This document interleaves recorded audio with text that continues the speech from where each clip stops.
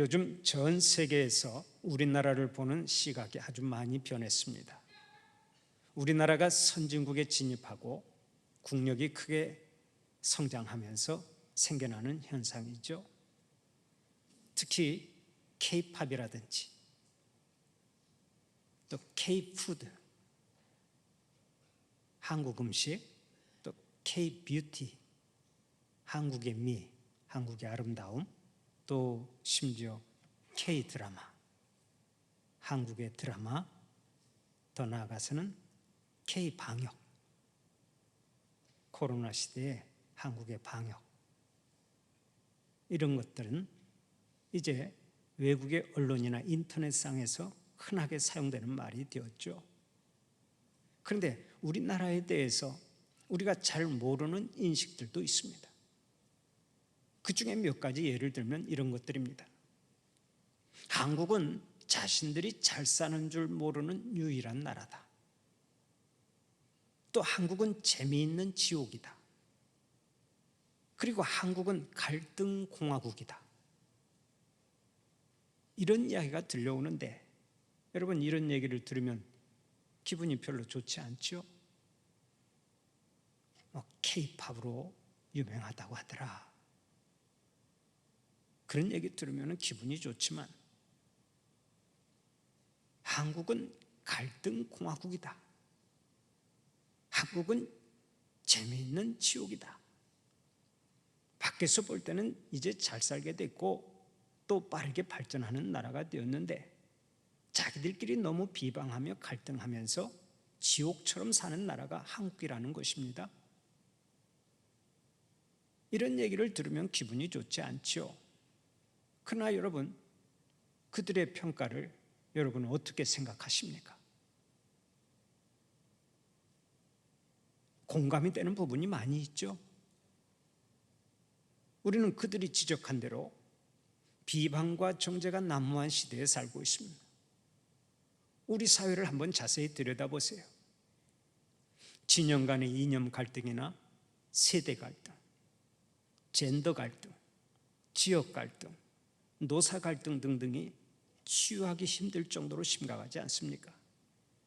게다가 빈부의 격차는 점점 심해지고 부동산 가격과 물가는 끝도 없이 치솟으면서 서민들은 날이 갈수록 힘들다고 말합니다. 여기에다가 주거 불평등이나 노동 불평등, 교육 불평등이 더해지고 코로나로 인한 피로감까지 겹치면서 우리 사회는 지금 부글부글 끓고 있습니다. 곳곳에서 핏대를 올리며 비방하는 소리가 넘쳐납니다. 학생들은 교사를 비방하고 교사는 학생들을 비방하고 고용인과 고용주들은 서로의 잘못을 비방합니다. 국민들은 지도자를 비난하고 지도자들은 서로에게 책임을 떠넘기기에 급급한 시대에 살고 있습니다. 그러다 보니까 우리나라는 따뜻하게 위로해 줄 사람은 없고 오직 비방과 비난만이 넘쳐나는 세상이 되고 만 것입니다.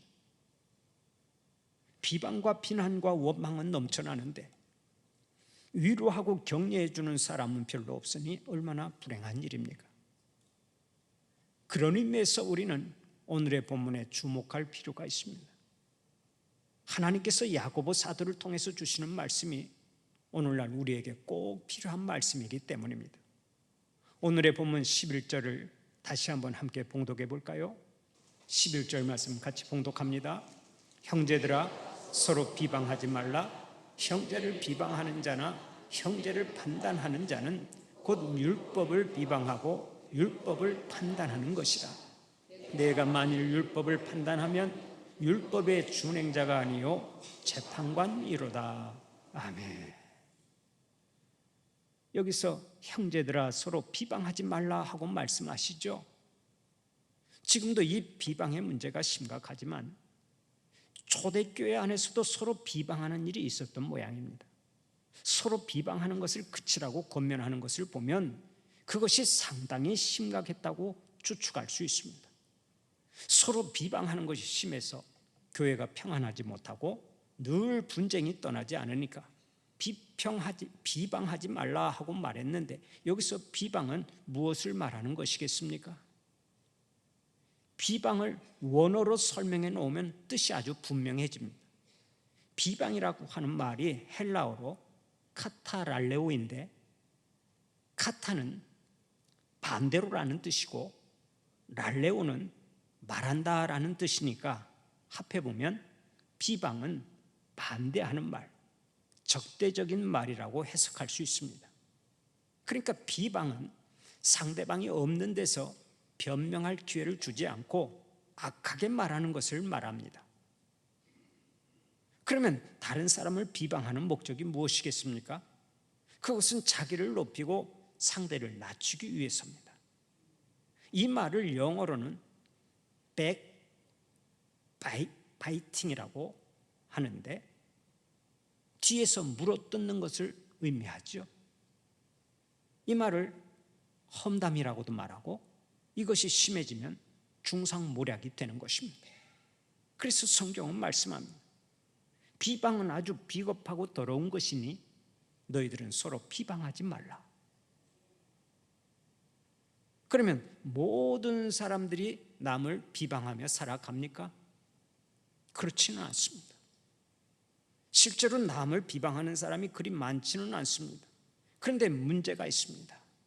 남을 비방하지는 않지만 비방을 암암리에 돕는 사람이 많다는 것이 문제가 되는 것입니다. 우리가 아는 대로 말이라고 하는 것은 결코 혼자 하는 것이 아닙니다. 누군가가 들어야 말은 이어지는 것입니다. 그러므로 누가 비방을 할 때 귀를 기울이고 들어주는 행위는 비방을 도와주는 결과가 되고 맙니다. 그러나 반대로 듣는 자가 그것을 싫어하면 그 비방의 행위도 중단이 되는 것입니다. 그렇기 때문에 지혜로운 자는 그 비방을 끊어줍니다. 예를 들어 누가 당사자가 없는 자리에서 그 사람을 비방하면 덕 있는 사람은 이렇게 말합니다. 집사님 그만둡시다. 상황도 모르면서 함부로 말하지 맙시다. 이렇게 끊어주면 더 이상 비방하는 일이 진행되지 않습니다. 그런데 비방하는 소리를 듣고 그래? 그래서 어떻게 되었는데? 옛날에는 그래라는 말을 어떤 코미디언이 나와서 그래 합디다마는 상대방이 비방하는 소리를 듣고 너무 반가워서 그래? 그래서 어떻게 되었는데? 그 사람이 그랬단 말이야 하고 맞장구를 치면 비방하는 사람은 이 사람도 내 생각에 동조하는구나 하고 자기 확신이 더 강화되는 것입니다. 그리고 얼마만큼 시간이 지나가면 이제 말이 이렇게 바뀝니다. 아무개도 그렇다고 하던데. 비방을 듣기만 하고 고개를 끄덕였는데 남을 비방하는 사람은 자기 의견에 동조했다고 말하고 다니는 것입니다. 그런 의미에서 비방이라고 하는 것은 하지도 말아야 되고 듣지도 말아야 합니다. 비방 자체가 사람의 마음을 어둡게 만들기 때문입니다. 그러므로 어두운 말, 비방하는 말에 대해서는 귀를 기울이지 않고 끊는 지혜가 필요한 것입니다. 한 전문기관에서 비방이 어떻게 확장되는가를 연구한 적이 있습니다. 어느 도시에 5 식구가 모여 사는 가정이 있었습니다. 그 중에서 하나가 없을 때 넷이서 집에 없는 아들 얘기를 했습니다. 우리 막내 때문에 참 큰일이야. 그 애는 항상 늦잠만 자고 식사 시간에 소란하고 공부는 하지 않고 밤늦게까지 돌아다니기만 한단 말이야. 그렇게 살아서 뭐가 될지 모르겠어. 이렇게 그 아이에 대해서 비방을 하면 어머니도 아버지도 형도 누나도 같이 비방했기 때문에 서로 일체감이 형성됩니다. 나만 막내에게 불평을 가지고 있는 것이 아니었구나. 이렇게 처음에는 비방하면서 식구들이 한마음이 되고 연합이 됩니다. 그러나 그 다음에는 어떤 현상이 일어나는 줄 아십니까? 서로가 이런 생각을 합니다. 내가 없을 때 내 아버지도 내 욕을 하겠구나. 엄마도 마찬가지고 다른 형제자매도 마찬가지겠구나. 내가 없을 때는 얼마든지 나를 비방하겠구나. 이렇게 생각하면서 서로를 신뢰하지 않는 인격으로 변질되고 맙니다. 그러다 보면 가족 관계가 깨지는 것입니다. 처음에는 하나 되는 것과 같습니다. 꼭 하나가 되는 것 같아요. 그러나 그 다음에는 서로가 서로를 의심하면서 서로 갈라지는 결과를 얻습니다. 내 앞에서 남의 얘기를 막 하는 사람은 내가 없는 데서 똑같이 나를 비방할 것이 틀림없다는 생각을 하면서 서로 갈라지는 것입니다. 그렇다고 명백한 잘못이 있는데 없다고 말하라는 얘기는 아닙니다. 꼭 해야 할 말이 있으면 직접 가서 얘기하고, 당사자가 없을 때는 그 사람이 들어도 괜찮을 말만 하라는 것입니다. 그러면 가장 신뢰받을 수 있는 인격은 어떤 인격입니까? 뒤에서 사람을 비방하지 않고 그의 인격을 보호해 주는 사람입니다. 다른 사람의 인격을 보호해 주면 결국 당사자는 그 사람을 가장 신뢰하게 되는 것입니다. 예를 들면 5식구 중에서 4식구가 막내 아들을 욕을 했는데 그 중에서 엄마가 생각을 해보니까 안 되겠거든요. 그래도 자기가 낳은 아들인데 비방만 하면 누워서 침 뱉기잖아요. 그래서 엄마가 마음을 고쳐먹고, 얘들아, 너희들이 그러면 안 된다. 걔도 사정이 있지 않겠니? 하고서 아들을 두둔해주면 나머지 자녀들이 그래도 엄마는 엄마네 하면서 엄마를 더욱더 신뢰하는 것입니다. 제 말이 맞죠? 맞으면 고개라도 한번 끄덕여 보세요. 우리는 하루를 살아도 깊이 생각하고 말하고 깊이 생각하고 살아야 합니다. 하루하루의 삶이 모여서 우리의 일생이 되기 때문에 그렇습니다. 어떤 집에서 자식들이 가출한 아버지를 성토하기 시작했습니다. 아버지는 가정도 돌보지 않는 무심한 사람이에요. 어떻게 그러고도 한 집안의 가장이라고 할 수 있어? 그런데 어머니가 한참 듣다 보니까 해도 너무 하거든요. 그래서 아이들 앞에서 이렇게 말했답니다. 야, 너희 아버지가 처음부터 그러시지는 않았다. 나하고 결혼하고 살면서 그렇게 변한 거야. 사실은 나 같은 사람하고 사느라고 너희 아버지가 참 피곤했을 거다. 너희 아버지가 그렇게 된 데는 나의 잘못도 많다. 너희 아버지만 원망하지 마라. 그때 딸이 그 얘기를 듣고 소리를 쳤습니다. 엄마는 그렇게 당하고서도 아빠를 두둔하세요? 그렇게 말하고는 며칠 후에 딸이 아버지를 만났습니다. 아버지가 딸에게 네 엄마가 내 욕 많이 하지? 하고 물어보자 그 말을 듣고 딸이 뭐라고 했는지 아세요? 아니에요, 아빠. 엄마가 자기 같은 여자 만나서 아빠가 고생을 많이 하신다고 하던데요. 그때 아버지가 딸의 말을 듣고 감격해서 즉각 집으로 돌아갔다는 이야기가 있습니다. 말이라고 하는 것이 다 그렇습니다.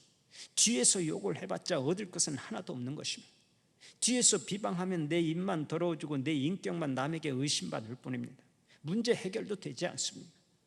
그러므로 비방을 금하는 것이 삶의 지혜고 성공적인 삶을 살아가는 비결이 되는 것입니다. 사랑하는 우리 성도들은 비방하는 대신에 항상 다른 사람을 칭찬하고 축복하는 자들로 살아가시기를 축원합니다. 서로 칭찬하고 축복하는 말을 잘하는 사람은 예수 잘 믿는 사람이고, 늘 비방하고 부정적으로만 말하는 사람은 예수를 잘 못 믿는 사람입니다. 한 사진 작가가 사진 여행을 하는 중에 밥을 먹으러 한 식당에 들어갔습니다. 그런데 그 식당 주인이 사진을 보여달라고 졸라서 작가는 자신이 정성스럽게 작업한 사진들을 보여줬습니다. 그런데 사진을 다 본 후에 식당 주인이 이렇게 말했습니다. 사진기가 좋아서 그런지 사진이 참 잘 찍혔네요. 사진 찍는 기술이 좋아서 사진이 잘 찍혔습니다. 이렇게 말하면 얼마나 좋습니까? 그런데 사진기가 좋아서 그런지 사진이 잘 찍혔다고 그래서 사진 작가가 기분이 나빴지만 꾹 참았습니다. 그리고는 식사가 다 끝나자 한마디 했습니다. 냄비가 좋아서 그런지 찌개가 참 맛있네요. 말이라고 하는 것은 메아리입니다. 내가 하는 말이 그대로 돌아오는 거예요. 말이라고 하는 것은 내가 사랑합니다 하고 말을 하면 사랑합니다가 돌아오고, 내가 너를 저주한다 그러면 저주한다는 말이 똑같이 돌아오는 거예요. 그러니까 내 입에서 나오는 말이 얼마나 중요한지 모릅니다. 칼에는 2개의 날이 있지만은 사람의 입에는 100개의 날이 있다고 하는 말이 있죠. 맞는 얘기입니다. 사람의 입에는 100개의 날이 있어서 조금만 입을 잘못 놀리면 나 자신뿐만 아니라 주위에 있는 모든 사람에게 상처를 줄 수 있는 것입니다. 그러므로 우리는 입술의 말을 잘 사용해야 됩니다. 사랑하는 우리 성도들은 비방의 말, 비난의 말보다는 칭찬의 말, 축복의 말을 많이 사용해서 언제나 행복을 창조하는 자들이 되시기를 바랍니다. 다음으로 오늘의 본문을 보면 판단하지 말라 하고 말씀하죠. 오늘의 본문 11절 12절을 다시 한번 잘 봉독해 볼까요? 11절 12절을 봉독합니다. 형제들아 서로 비방하지 말라. 형제를 비방하는 자나 형제를 판단하는 자는 곧 율법을 비방하고 율법을 판단하는 것이라. 내가 만일 율법을 판단하면 율법의 준행자가 아니요 재판관이로다. 입법자와 재판관은 오직 한 분이시니 능히 구원하기도 하시며 멸하기도 하시느니라. 너는 누구이기에 이웃을 판단하느냐. 아멘. 여기 본문을 보면 분명히 판단하지 말라고 말씀하죠. 비방하지 말라고 말씀하신 후에 바로 이어서 판단하지 말라고 말씀합니다. 여기서 판단이라고 하는 말의 원어 헬라어를 보면 크리노라고 되어 있는데, 이 말이 영어로는 저지, 곧 판결하다라는 뜻입니다. 그러니까 재판관이 죄인의 형을 확정하듯이 결정적인 말을 하지 말라는 얘기입니다. 다시 말하면 자기 기준에 따라서 다른 사람의 상태와 가치를 완전히 정해버리는 일을 하지 말라는 것입니다. 그 사람은 틀렸어요. 그 사람은 희망이 없어요. 이런 식으로 단정적인 언어를 쓰지 말라는 얘기입니다.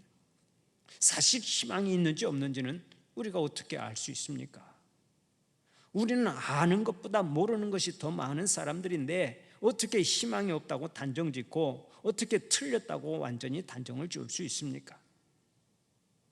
그런 의미에서 서양 사람들은 말을 할 때 우리보다 훨씬 덜 판단적입니다. 그들이 즐겨 쓰는 언어를 보면 알 수 있습니다. 그들은 I think라고 하는 말을 잘 사용하죠. I think. 내가 생각하기에는 이렇다 하고 자주 말을 하니까 그들의 언어를 살펴보면 우리보다 훨씬 덜 판단적이라고 말할 수 있는 거죠.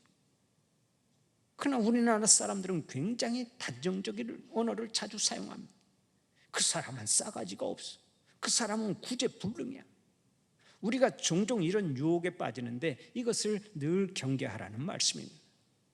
흔히 남을 판단하는 사람들은 자기의 판단에 객관성을 주기 위해서 세 가지 요소를 더하게 되는데, 그렇게 되면 그 말은 칼이 된다고 하죠. 그러면 그 세 가지 요소가 뭡니까? 첫째로 보편성입니다. 혼자 판단하려니까 양심이 좀 그렇고, 또 그 판단에 대해서 만약 잘못될 경우에는 책임을 혼자 지기가 부담스럽습니다. 그래서 판단하는 사람들이 다들 그러던데 하는 말을 자주 사용하는 것입니다. 실제로 조사해 본 것도 아니면서 거짓말을 합니다. 자기 견해를 많은 사람들의 공통된 견해인 것처럼 만들기 위해서 보편성을 끌어들이는 것입니다. 딱 한 사람 얘기를 듣고서 전 교인이 그렇게 말하는 것처럼 이야기하는 것은 매우 잘못하는 것이죠. 두 번째는 항상성입니다. 항상성. 누가 어쩌다 실수를 했습니다. 그것을 보고 너는 왜 항상 그 모양이냐 하고 말합니다. 이 항상성이 사람의 마음을 무척이나 괴롭히는 것입니다. 딱 2번 실수했는데 너는 왜 항상 그 모양이냐 하고 말하는데 그것이 문제죠. 세 번째는 본래성입니다. 누가 평소와 다른 행동을 하면 이렇게 말합니다. 그 사람은 본래 그래. 본래 그런 사람이야. 비방하기를 좋아하는 사람은 항상 본래성을 끌어들여서 말하는 경향이 많습니다. 이렇게 사람들은 보편성과 항상성과 본래성의 요소를 더해가면서 다른 이들을 판단하게 바쁜데, 이것이 사람의 마음을 어둡게 만들고 상처를 주는 것입니다. 그러므로 우리는 말을 할 때 항상 깊이 생각하고 말해야 합니다. 되는 대로 말해서는 안 되고 생각 없이 말해서는 안 되는 것입니다. 황희정승이 젊었을 때의 일화가 하나 있습니다. 그가 어느 날 길을 걸어가는데 농부가 소 2마리를 가지고 밭을 갈고 있었습니다. 그때 황희정승이 농부에게 물었습니다. 여보시오 농부님, 거기 2마리 소 중에서 누가 일을 더 잘합니까? 그러자 농부가 갑자기 밭 사이로 한참을 뛰어와서 황희정승 귀에다 대고 이렇게 말했습니다. 저 누런 놈이 일을 더 잘합니다. 그러자 황희정승이 한마디 했습니다. 아니 여보시오, 그런 말 같으면 거기서 하면 되지, 뭐하러 이렇게 뛰어와서 여기 와서 나에게까지 달려와서 말을 하는 거예요. 그랬더니 농부가 하는 말이 이랬답니다. 아이고, 제가 어찌 그럴 수가 있습니까? 아무리 짐승이라고 하지만 자기를 비교해서 하는 말을 어찌 듣기 좋아하겠소. 황희정승이 그 말을 듣고 큰 깨달음을 얻었습니다. 그래서 그 다음부터는 남의 말을 할 때 항상 조심했고, 그로 인해 모든 사람에게 존경받았을 뿐만 아니라 조선시대의 명재상이 되었다는 이야기가 있습니다. 한국 사람들은 비방과 판단에 관한 공정하지 못하는 경우가 많다는 얘기가 있습니다. 여러분, 그 이유가 뭔지 아십니까? 사회학자들에 의하면 먼저 유교 문화 때문이라고 말합니다. 유교 문화 속에서 사는 사람들은 말하는 법을 제대로 배우지 못합니다. 자유로운 토론 분위기가 없고 오직 상명하복의 관계 속에서 말하는 분위기라서 편하게 말을 하지 못합니다. 혹시라도 어른의 눈을 똑바로 쳐다보면 당장에 튀어나오는 말이 있습니다. 아니, 이 버르장머리 없는 녀석 같으니라고. 어디서 어른을 똑바로 쳐다봐. 우리가 그런 교육을 받고 자랐잖아요. 그러다 보니까 편하게 말을 못하고 오직 수직적인 언어에만 익숙합니다. 어떤 때는 모르고도 아는 척 슬슬 넘어가는 경우가 많고 진정한 의미에서의 대화가 안 됩니다. 이 모든 것이 다 유교 문화의 잔재라는 지적이 있습니다. 또 하나는 우리 민족의 언어가 너무나 극단적이어서 공정하지 못하다는 지적이 있습니다. 쉽게 이해하기 위해서 권투 경기를 예로 들어봅시다. 권투 경기를 관전할 때 처음에는 잘한다, 우리 선수 화이팅, 우리 선수 이겨라 하고 응원을 합니다. 그러다가 시간이 조금 지나면 죽여버리라고 하는 말이 그냥 쑥쑥 튀어나오고, 특히 일본 선수와 경기를 할 때는 점잖은 사람도 예외가 없습니다. 야, 죽여버려, 작살내버려. 일본 선수와 경기를 할 때는 한 사람 예외 없이 그런 말을 막 쏟아냅니다. 아니, 남의 집 귀한 아들을 왜 죽이라고 소리칩니까? 우리 민족의 언어는 너무나 극단적입니다. 그럼 왜 이렇게 언어가 극단화되었습니까? 우리 민족은 한이 많아서 그렇다는 거예요. 숱한 외세의 침략을 받아서 한이 많은데 그 한이 언어를 극단적으로 만들었다는 얘기입니다. 실제로 우리 주위에서 한이 많은 사람들이 극단적인 말을 많이 사용하는 것을 보면 공감이 가는 얘기죠. 어쨌든 환경의 영향을 받아서 우리의 언어 속에 비방과 판단이 난무하기 쉽다면 우리는 늘 우리 자신을 잘 살펴야 합니다. 주님께서는 말 때문에 실수하고 말 때문에 하나님의 영광을 가리는 일이 없기를 간절히 바라시기 때문입니다. 오늘의 본문 11절을 통해서 하나님께서는 분명히 말씀합니다. 형제들아, 서로 비방하지 말라. 형제를 비방하는 자나 형제를 판단하는 자는 곧 율법을 비방하고 율법을 판단하는 것이라. 내가 만일 율법을 판단하면 율법의 준행자가 아니요 재판관이로다. 여기서 형제들은 우리 그리스도인들을 가리키는 말이죠. 그런데 우리 그리스도인들이 형제를 비방하고 판단하면 그것이 율법을 어기는 결과가 된다는 것입니다. 그러면 우리는 무슨 율법을 어기는 것이 됩니까? 바로 사랑의 율법입니다. 율법의 내용이 한마디로 말하면 사랑인데, 우리가 형제를 비방하고 판단하면 서로 사랑하라는 율법을 어기는 것이 된다는 뜻입니다. 잊지 마십시오. 비방과 판단만 난무하면 마지막에는 파괴밖에 나올 게 없습니다. 믿음의 공동체인 교회도 마찬가지입니다. 교회에서 늘 남을 판단하고 헐뜯고 비방하는 일만 난무하면 믿음의 공동체인 교회가 무너지는 것입니다. 사랑하는 우리 성도들은 비방과 판단의 말은 멀리 떠나보내고 오직 정직하게 말하고 서로 칭찬하고 축복하면서 하나님께서 예비하신 복을 충만히 받고 살아가시기를 간절히 축원합니다.